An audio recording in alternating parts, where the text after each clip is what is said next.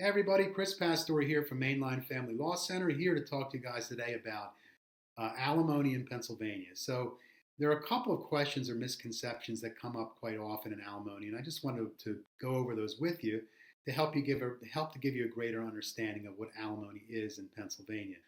First of all, when we're talking about alimony, we're talking about alimony post-divorce, which is an entirely discretionary thing in the state of Pennsylvania. Discretionary meaning that the court, the judge, the master ultimately decides how much and for how long if the couple cannot agree on their own, either by themselves or through attorneys.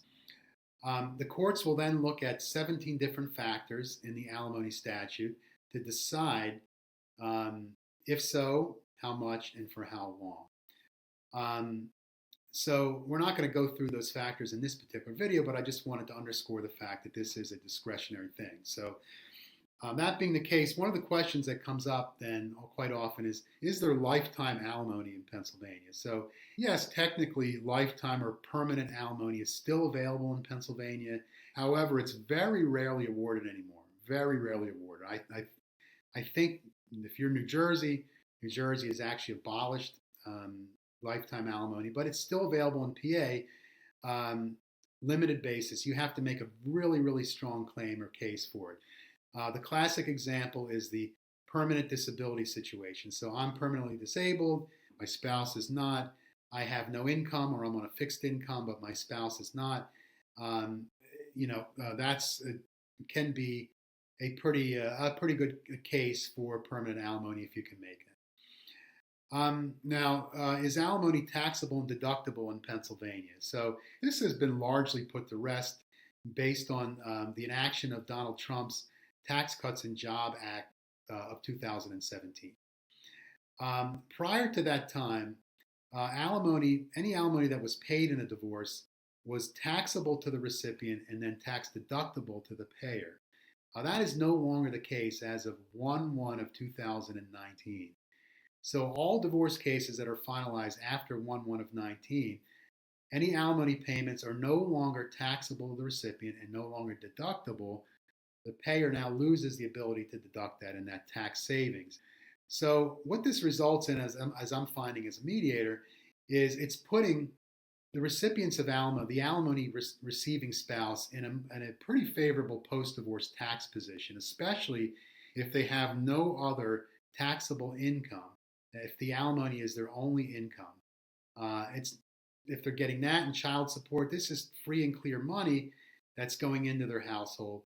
However, the paying spouse is paying it with after-tax dollars, and they've lost the ability to deduct that. So, what we're seeing as a trend now, more and more often after this new law was enacted, is spouses are scrapping the whole idea of a monthly alimony payment, and instead they are agreeing or negotiating a lump sum cash payment at the time of the divorce that's going to represent the net present day value of the alimony. So they negotiate the number, and one spouse, instead of paying it over time monthly, it's paid out at the time of the divorce. With the divorce case, couples have a clean financial break, and that's the end of alimony. So, um, a little bit of trend that we see now coming up in some of our cases.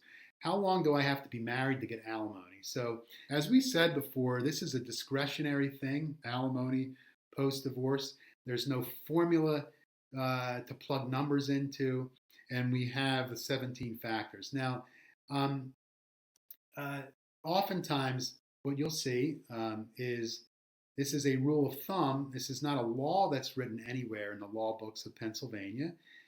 This 1 to 3 ratio. So 1 year of alimony for every 3 years of marriage. It's 1 to 3 ratio. Now, to my understanding, most counties in Pennsylvania are not strictly bound by that 1 to 3 ratio. It's still entirely discretionary. There are some counties I understand that want to bound themselves by that, but they're not required to. So a judge or a master is still free on their own to decide whatever they want.